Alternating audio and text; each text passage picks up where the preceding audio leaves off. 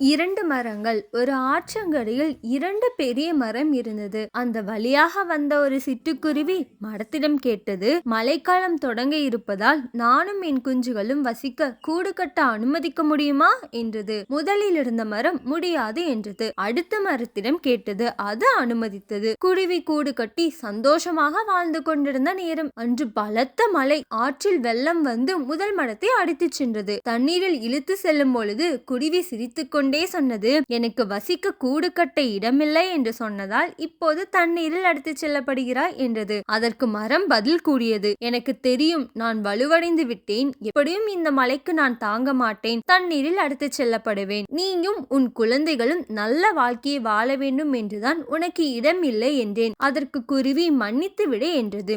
நீதி. உங்களை யாரும் நிராகரித்தால் அவர்களை தவறாக நினைக்காதீர்கள். அவர்கள் தரப்பு நியாயத்தை கேளுங்கள். மற்றொரு இனிமையான கதையோடு நாங்கள் உங்களை சந்திக்கிறோம். லைக் மற்றும் சப்ஸ்கிரைப் பண்ணுங்க மக்களே. வீடியோ பார்த்த அனைவருக்கும் நன்றி.